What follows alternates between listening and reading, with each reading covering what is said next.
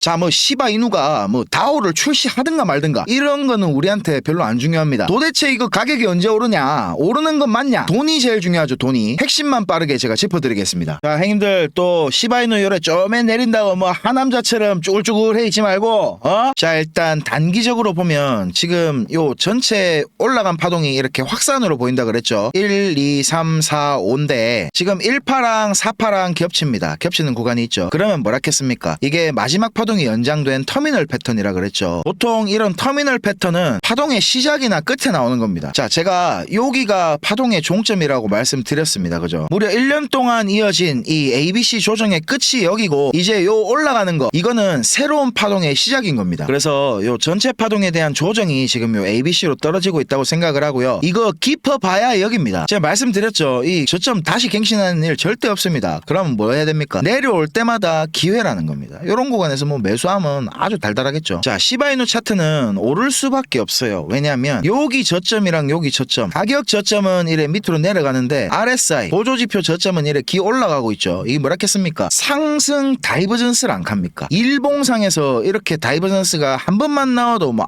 힘이 세구나 이럴 낀데 여기를 보면 또 나왔죠. 또 자, 요 보이소, 요 저점 계속 내려간다 아닙니까? 근데 RSI 저점 계속 올라가고 있죠. 요래 올라간다 아닙니까? 요건 내려가고, 크게 봐도 다이버전스가 걸렸고 작게 봐도 파동 마무리되는 부분에 다이버전스가 두 번이나 중첩돼서 걸렸습니다. 이거는 인자 뭐 오르는 거를 말리도 못해. 이거는 일봉상 이래 다이버전스가 중첩되는 경우가 진짜 종목마다 다르긴 한데 1년에 한두 번 있을까 말까 하는 거예요. 이건 엄청나게 힘이 세다는 거를 지금 말해주고 있는 거거든요. 그러니까 뭐 이어서 쫄아가지고 지금 뭐 팔아야 되니 말아야 되니 이런 고민할 필요가 전혀 없다니까. 그냥 여기서 매수만 하면 됩니다. 매수만. 자, 지금 17년 고점부터 이래 내려오는 추세선을 계속 못 뚫었어요. 못 뚫다가 이 네 번째입니다. 이거는 뚫을 수밖에 없어요. 못 뚫는 척 하겠지. 또 내려온 척 하다가 빠꾸해서 간다니까요. 한번 두고 보세요. 나중에 누구 말이 맞는가.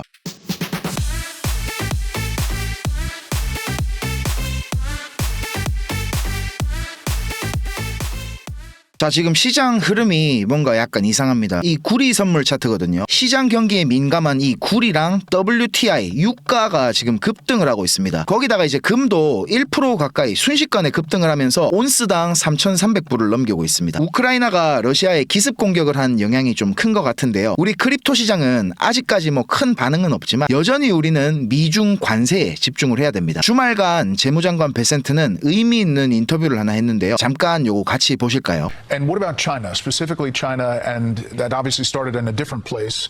How can you characterize those talks now? I would say that they are a bit stalled. I believe that we will be having more talks with them in the next few weeks, and I believe we may at some point have a call between the president and party chair Xi. So stalled. There was a time when the president thought that it was moving forward pretty significantly. Again, I think that given the complexity that this is going to require both leaders to weigh in with each other. They have a very good relationship, and I am confident that the Chinese will come to the table when President Trump makes his preferences known.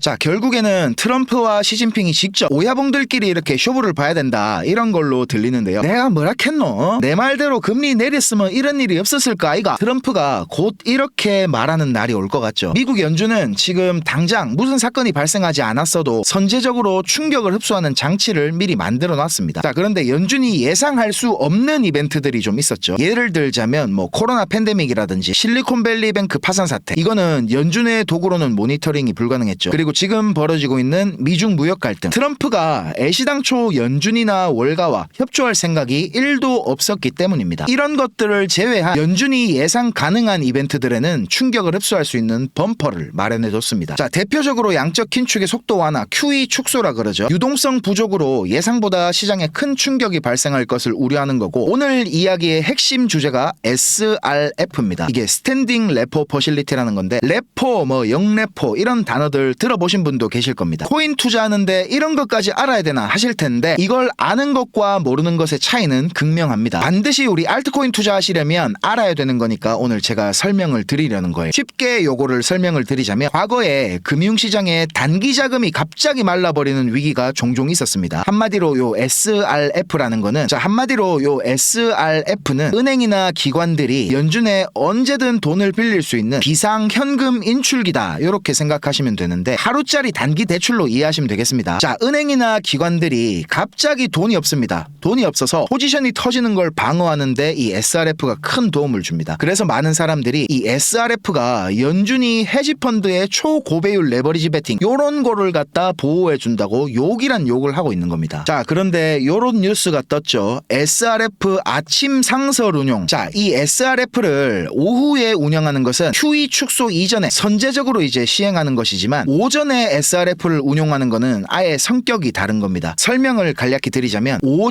이 오전 SRF는 시장이 이제 사전적으로 유동성 부족을 우려하고 있을 때 보수적인 심리가 강한 성격을 띠는 반면에 오후 SRF는 이제 장중에 자금 사정이 실제로 나빠졌거나 금리 차익을 노리는 아비트라지 이런 자금 흐름을 만들 때 사용이 되는 겁니다. 연준의 SRF는 평소에 이제 미국 동부 시간을 기준으로 오후에만 운용을 했습니다. 자, 2019년도 레포 위기 그리고 2020년도 코로나 팬데믹 때 금리 스파이크 패턴이 있는 걸 이제 발견을 했거든요. 특히 이제 장이 마감되는 시간이나 유동성이 상당히 과할 때 코로나 팬데믹 회복 시기 요럴 때 이제 오후에 출렁이는 것이 많이 발견이 됐었는데 요 통계를 기반으로 여러 기관들의 포지션이 터지는 걸 막기 위해서 유동성을 공급해주는 아주 관대하고도 관대한 정책입니다. 자, 지금 요 똑똑하신 형님들은 요런 질문이 한번 생기실 겁니다. 아니 SRF가 그래 좋은 거면 하루 24시간 점도록 내도록 돌리지 그래. 자, 미국 동부 시간으로 오후 1시에서 3시 요 시간대는 미국 금융 거래가 마무리되는 시간이죠. 그리고 이제 은행들과 헤지펀드들이 포지션을 조정하거나 자금을 빌려서 이제 다음날 포지션을 준비하는 시간입니다. 자, 그리고 이 SRF를 쓸 수 있는 곳은 오직 미국의 특정 프라이머리 딜러와 기관만 가능합니다. 자, 이게 무슨 말이냐면 전 세계 기축 통화를 관리하는 연준이지만 오후 타이밍의 SRF는 아시아와 유럽이 타겟이 아닌 겁니다. 자, 그러면 오전에 SRF를 운용한다는 것은 무슨 말이냐? 오전 시간은 특히 이제 아시아, 도쿄와 홍콩 시장의 마감 후에 유럽 시장이 열리는 시간이죠. 코로나 사태 때 이제 금리 스파이크와 레포 위기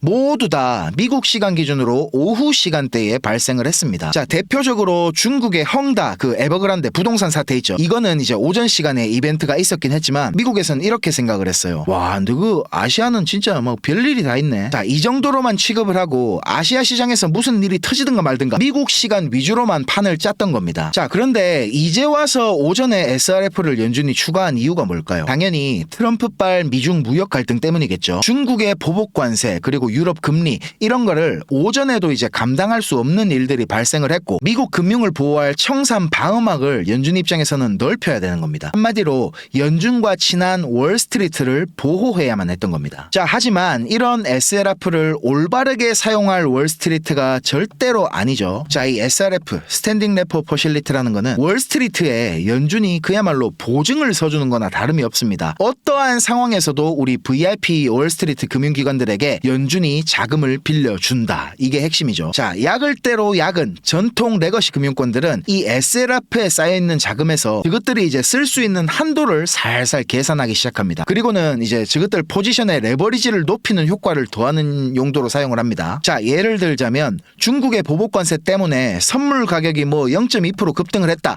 그러면 10억 불 포지션으로 한 200만 달러 차익을 볼 수 있는 거죠. 자, 그런데 이제 오전에도 연준이 카바를 쳐주니까 이 레버리지 2배를 더해가지고 20억 달러 포지션으로 400억 불 수익을 챙기자. 2배 뻥튀기를 하자. 이런 발상을 하게 만드는 겁니다. 자, 스탠딩 레포 이게 작년 12월에 이제 뉴욕 연준에서 실험 삼아서 한 일주일 동안 한시적 운용을 테스트했었고 올해 이제 1월 말부터 막 관세 얘기도 나오고 스태그플레이션 얘기 이런 것들을 하기 시작하면서 결국 5월 28일 아침 상시 운영 추가를 공시하게 된 겁니다. 자, 일단 5월 28일부터 6개월 동안 시범적으로 이제 운영을 일단 한다고 하는데요. 대충 이게 타이밍을 따져보면 미중 무역 갈등이 제가 뭐라 했죠? 12월 달을 타겟으로 돌아가고 있다 했죠. 요게 마무리될 것으로 예상되는 요 타이밍에 끝나게 된다는 겁니다. 이게 어떤 의미를 가지는지 아시겠어요? 아침 추가 운영은 오전 레포 시장에서 이제 자금 공급을 늘려가지고 금리가 날뛰는 걸 억제하는 효과라든지 아니면 뭐 헤지펀드와 은행이 차익 트레이드로 공격적으로 고위험 레버리지 포지션을 유지하거나 확대하는 데 도움을 주겠죠. 자, 그리고 혹시 트럼프랑 시진핑이 막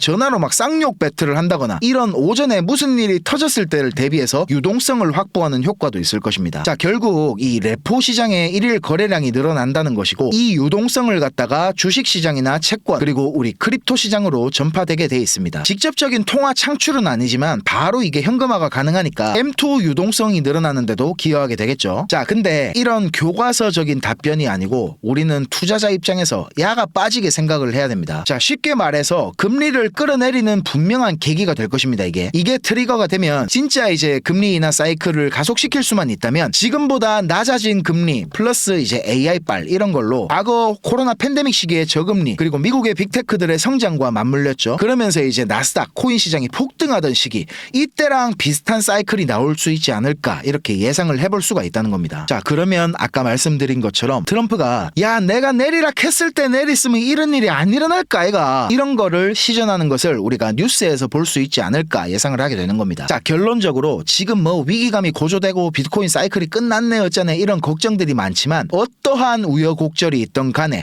우리가 기다리는 알트코인 시즌은 반드시 올 수밖에 없는 거고 다만 예전처럼 패턴이 단순하지가 않아서 사이클 이론에 매몰된 일반적인 투자자들 있죠. 비트코인 4년 사이클 요거를 믿고 대응하는 사람들은 절대로 이제 돈을 벌 수가 없는 상황이 올 거라는 말입니다. 알트코인 시즌에 대비할 수 있는 시간은 이제 얼마 남지가 않았습니다. 그래서 제가 이번에 여러분과 함께 특별한 챌린지를 시작합니다. 이름하여 1억 시드 만들기 프로젝트인데요. 지금 보시는 것처럼 대업비트 계정에 이렇게 300만 원을 직접 입금했습니다. 목표는 단순합니다. 여러분들이 그토록 원하는 1억 시드를 달성할 수 있게 제가 도와드릴 겁니다. 국내 거래소에서 현물로만 투자해도 충분히 할 수 있다는 것을 제가 직접 보여드리겠습니다. 300만 원이 600만 원이 되고 그 600만 원이 또 1200이 되는 거고 그렇게 2천만 원, 4천만 원 그러다가 어느새 1억 시드를 달성하는 거 이게 어려워 보여도 원리만 알면 사실 정말 쉽거든요. 여러분의 시드가 얼마인지 전혀 중요하지 않습니다. 복리의 마법은 정말 대단하니까요. 진짜 중요한 거는 이번 챌린지를 통해서 동기부여와 자신감을 드리는 겁니다. 시드를 키우는 거는 운이 아니라 철저하게 전략 싸움입니다. 이번 장은 좀 다를 겁니다. 2021년도 때처럼 아무 코인이나 올랐던 시대는 끝났습니다. 이젠 선택받은 코인만 오를 거예요. 기회는 있지만 아무나 잡을 수는 없다는 소리죠. 이번 기회를 놓치면 다음 기회는 4년 뒤일지도 모릅니다. 그만큼 지금은 진짜 중요한 타이밍입니다. 왜냐하면 곧 세 번째 알트코인 시즌이 시작될 조짐이 강하게 나타나고 있기 때문입니다. 물론 지금 시장은 예전처럼 단순하지 않습니다. 정말 많이 어려워졌습니다. 여러분이 혼자 시장에서 수익을 내는 게 거의 불가능에 가깝다는 말입니다. 하지만 이번 챌린지에서는 그 극악의 확률을 이기는 방법을 배우실 수 있습니다. 제가 도와드릴 겁니다. 이거는 단순히 돈을 버는 챌린지가 아니라 여러분이 앞으로 평생 써먹을 수 있는 투자 습관을 만드는 과정입니다. 지금 시장에는 스테이블 코인 그러니까 매수 대기 자금이 엄청나게 쌓여있는 상태입니다. 이 자금들이 한순간에 알트코인 시장으로 들어오는 순간 진짜 기회가 터질 겁니다. 그때 어떤 코인을 어떤 자리에서 잡느냐가 수익의 전부를 결정짓습니다. 저는 그 시기를 대비해서 미리 알트코인 리스트와 매매 전략을 지금 거의 준비해놨고 이번 챌린지를 통해 그걸 여러분들과 공유를 할 겁니다. 참가 조건은 단 하나입니다. 진짜 해보겠다는 의지. 참가비 같은 건 없고요. 그리고 꼭 업비트가 아니라 빗썸이나 코인원, 코비 다른 거래소를 쓰셔도 괜찮습니다. 초보자라도 전혀 상관없습니다. 진짜 중요한 거는 이걸 통해 내 인생을 바꿔보겠다는 의지입니다. 참여하시고 싶은 분은 010-5528-2156 010-5528-2156 이 번호로 참여 신청이라고 문자만 한 통 보내주세요. 그러면 챌린지 전용 링크를 바로 보내드리겠습니다. 주변에 코인에 관심 있는 친구나 가족이 있다면 함께 도전해보는 것도 정말 좋을 것 같고요. 이번 챌린지를 통해서 여러분들의 삶의 태도가 바뀌는 경험이 될 수도 있습니다. 누구나 손실을 겪습니다. 저도 수없이 많은 좌절을 겪었습니다. 셀시우스 파산, 루나 사태, FTX 파산 이 모든 거를 겪고도 저는 지금 여기까지 왔습니다. 저 같은 놈도 해냈잖아요. 여러분들도 할 수 있습니다. 이 시장을 정년 없는 평생 직장으로 만들어 보시고 싶은 분들 수익이 꼭 필요하신 분들은 망설이지 말고 참여해보세요. 저는 다음 영상에서 더 깊이 있는 분석과 정보들로 찾아뵙겠습니다. 감사합니다.